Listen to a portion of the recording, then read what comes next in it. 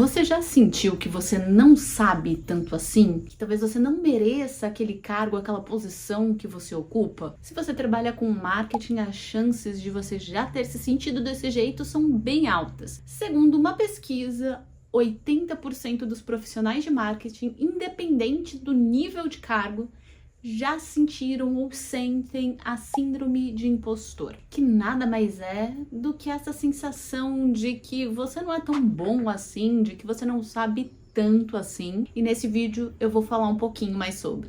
Oi, eu sou a Catherine, eu sou publicitária e esse é um tema que ela explica. Se você gosta de marketing e publicidade, já inscreva-se aqui nesse canal. Recentemente eu estava ouvindo o podcast da Marketing Week falando sobre essa pesquisa que também saiu no site da Marketing Week sobre essa sensação de síndrome de impostor, e eles levantaram alguns casos, algumas hipóteses sobre o porquê que isso tem acontecido no mercado.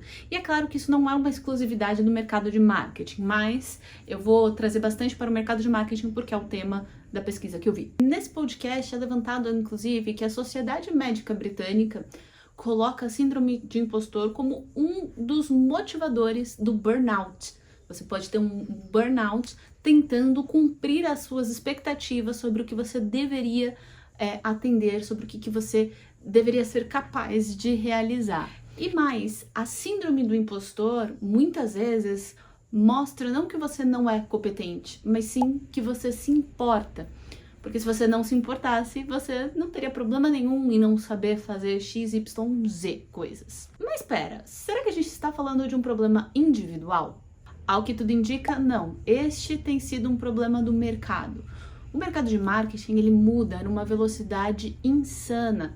Cada dia, cada semana tem uma novidade, uma tecnologia, uma necessidade diferente.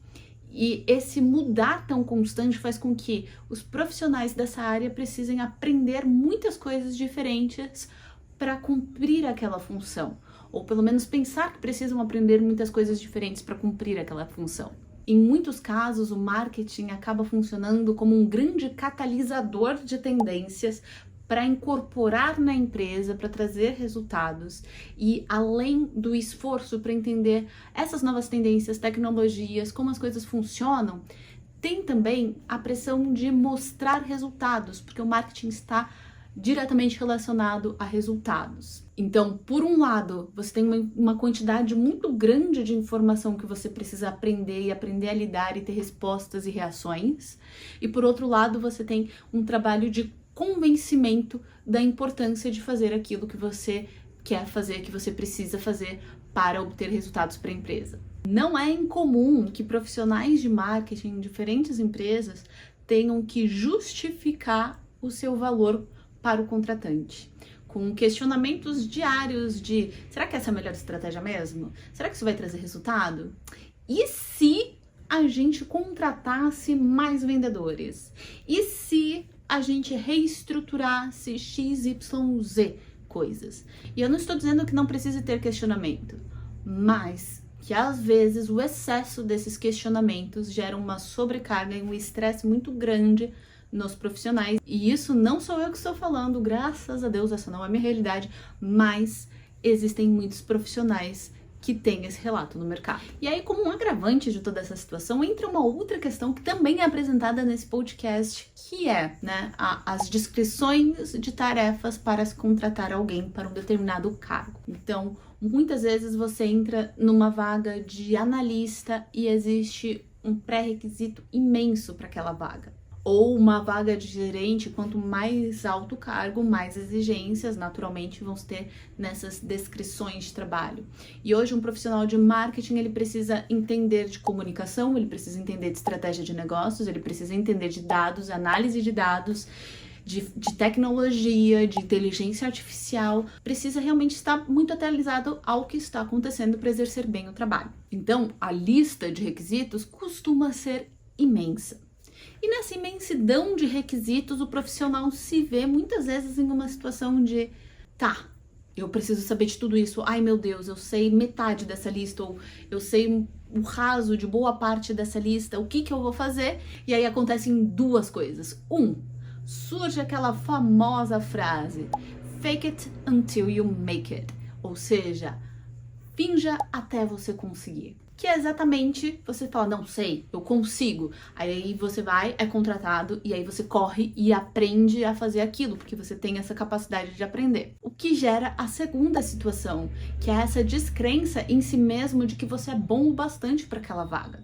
Porque talvez você não saiba 2, 3 coisas daquilo que está na descrição de trabalho, e você vai estar sempre o quê? Correndo atrás de aprender uma coisa nova, para se sentir suficiente para cumprir o seu papel, aquele papel que você foi contratado para fazer. Ou pode acontecer também de você não querer fingir que sabe para aprender e não se sentir bom o suficiente porque você não sabe tudo aquilo que tem naquela lista de tarefas para você executar. Que inclusive a segunda opção é com a qual a eu do passado se identifica. A eu de hoje procura aprender, entender se tem a capacidade de aprender e jogar aberto e falar, ó, isso daqui eu não sei exatamente, mas eu vou fazer isso para descobrir e chegar à solução. Mas eu do passado falava, putz, não sou boa bastante pra vaga, não vou nem me candidatar. Ou às vezes até me candidatava, mas ficava tipo, será que eu vou conseguir cumprir o papel? Isso em vaga de estágio, tá? Isso quando eu estava fazendo faculdade. Mas voltando ao problema número 1, que é o fake it until you make it, ou seja, fingir até você conseguir fazer. Quando você finge uma autoconfiança o tempo todo, quando você finge que sabe tudo o tempo todo, você automaticamente gera um pavor, um pânico de errar. Porque você não pode errar. Porque quando você tem um saber de fato, um conhecimento de fato, você tem muito mais segurança real de cometer um erro. Porque erros acontecem. E se você sabe que sabe uma coisa e você erra, você fala, putz, é exatamente isso aqui, ó, que eu deveria ter feito diferente, ok, eu vou tentar de novo, foi uma falha, de repente, ou algo circunstancial. Você entende o processo daquele erro e corrige, e tem a segurança de que você errou porque é humano errar, e não porque você estava fingindo que sabia algo. Então, quando você se sente fingindo que sabe, somada a essa busca incessante de tentar descobrir como fazer, você começa a ter um pânico do erro. E ao ter um pânico do erro, a nossa criatividade diminui. Porque criatividade acaba tendo a ver com abertura, com uma certa ousadia e uma disposição em assumir riscos. Porque o criativo normalmente traz um quê de novidade.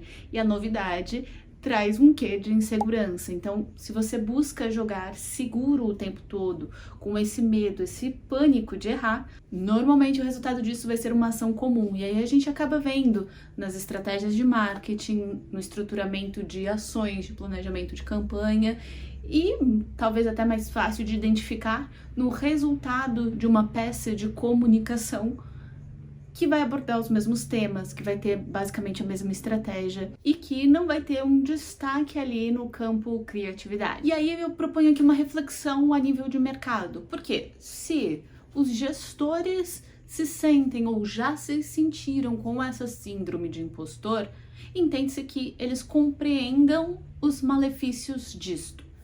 Então, por que não mudamos algumas regras no mercado para evitar essa síndrome do impostor? O que significa reavaliar processos e ver o que pode ser modificado para que a gente tenha melhores resultados. Reflexão feita, vamos para as dicas. Primeira coisa é uma autochecagem, é entender o que você de fato sabe, o que faz sentido você aprender e o que você de fato quer aprender. Porque isso é importante também, porque pode ser que tenha alguma coisa que você ainda não sabe, que faça sentido para a empresa, mas que não seja da sua área de interesse aprender. E aí você faz aquela relação custo-benefício para entender se você de fato quer seguir dentro dessa área e para isso aprender essa coisa que você talvez não goste, ou se de repente você vai querer mudar um pouco o caminho, mudar um pouco de área. E o marketing permite que você vá para bracinhos um pouco diferentes dentro da mesma área. Segunda coisa, mapear aquilo que você precisa aprender e que faz sentido de fato que você aprenda. E mapear também é entender qual é o tempo que você vai levar para aprender essa e essa coisa. Isso é importante. Ah, Cat, mas a empresa tem pressa que eu aprenda. Se eu não aprender é porque eu não sou bom o suficiente para esse cargo. Tem centenas de pessoas querendo o meu trabalho. Eu preciso aprender isso rápido. Tá, mas você consegue aprender isso rápido? Em quanto tempo você realmente consegue absorver aquela informação? Isso é algo importante de saber, porque não importa a urgência que se tenha. O tempo que você vai levar para aprender é o tempo que você vai levar para aprender. E aí você fala, mas a empresa precisa disso mais rápido. Tá, vai ser mais rápido você aprender ou ela achar alguém que saiba fazer tudo aquilo que você sabe fazer e mais essa nova função? Não sei, para cada caso vai ter uma resposta. Mas também é algo importante de você ter em mente. Tá, então já fiz a autochecagem, já fiz o meu mapeamento, já entendi o tempo que eu vou levar para esse aprendizado. O que eu vou fazer? Eu vou ver quais são os meus pontos fortes, de que forma eu consigo executar bem o meu trabalho com as habilidades que eu já tenho, como que eu posso agregar aquela empresa com o que eu faço, com as informações que eu já tenho, fazer o meu melhor naquilo que eu já sou bom e deixar ali um espaço de memória RAM do seu processador para aprender a coisa nova. E a partir disso, transparência, comunicar de forma profissional, aberta com a empresa. Em sendo profissionais de marketing que talvez estejam me assistindo, você percebeu que você está traçando uma estratégia para você mesmo? Identificando qual é a questão, mapeando o que precisa ser feito, mapeando em quanto tempo isso precisa ser feito, comunicando esse seu aprendizado, né? Comunicando essa estratégia, estabelecendo um plano para trazer um benefício? Pois é, isso que você está fazendo. Você pode fazer isso consigo mesmo. Então, porque olhando assim as coisas em essência, olhando o quadro grandão aqui, a pessoa se sente como uma impostora, ela se sente que não é habilidosa como ela acha que deveria ser, né? Ela vê um universo de coisas que ela deveria saber mais. Se para por aí e a pessoa tenta aprender de tudo um pouco, vai gerando uma ansiedade, vai gerando um estresse. Enquanto, se você aceita, tá, beleza, ok, não sei fazer, de repente tem aí uma culpa de eu fingir que sabia e não sei, o que você pode fazer a partir de agora, não é mesmo? Você pode aceitar que você de fato não sabe, entender o que você precisa saber, traçar um plano e seguir esse plano para que você cresça, para que você aprenda, para que você aprimore essa função. E uma dica super valiosa e bônus que eu trago aqui, que não tem tanto a ver com o que eu vi com o que eu ouvi nesse podcast, mas tem muito a ver com um aprendizado que eu tive aqui nas redes sociais, ao gravar conteúdos, ao trazer conteúdos, que é me colocar no meu lugar. O que isso significa? Porque normalmente as pessoas dizem, se coloca no seu lugar, como algo negativo. Mas não, é exatamente entender que eu estou no lugar que eu estou e que olhando daqui para trás, vai ter muita gente que sabe menos do que eu. E eu sou melhor, pior. Não, só que as pessoas sabem menos, elas estão em outro momento, né, de informação, outro momento da carreira, em outro momento. E ela pode compartilhar ainda assim informações valiosas naquele momento que ela tá, para pessoas que estão no mesmo momento que elas. Eu estou em um outro momento, olhando aqui para onde eu tô. Tenho muito ainda para aprender. Sim, sempre tem, na minha opinião, sempre tem. Mas eu também já aprendi muito. E nesse momento que eu tenho informação relevante para compartilhar com outras pessoas que estão nesse mesmo momento que eu ou em um momento próximo que eu. E olhando para frente, eu vou ver que tem gente que sabe muito mais do que eu. E eu posso aprender com essas pessoas para que eu vá avançando nesse caminho. Então, aceitação do quanto se sabe, para que você possa entender o que mais você precisa, é uma grande chave para lidar com essa síndrome de impostor. Em paralelo a isso, fica de novo meu convite para o mercado de rever alguns processos, já que muitos vão se identificar com essa experiência, pelo que diz essa pesquisa, de o que a gente pode fazer de diferente enquanto mercado, não agora enquanto indivíduos, para fazer com que o ambiente profissional, o mercado de trabalho e os resultados desse mercado de trabalho sejam melhores. Fica a reflexão, se você tiver alguma ideia, deixa aqui no comentário. E se você ainda não é inscrito nesse canal, já se inscreve aqui e ativa o sininho para não perder nenhuma novidade sobre publicidade e marketing. E se você gostou desse vídeo, deixa aqui seu like. Tchau, tchau e até o próximo vídeo.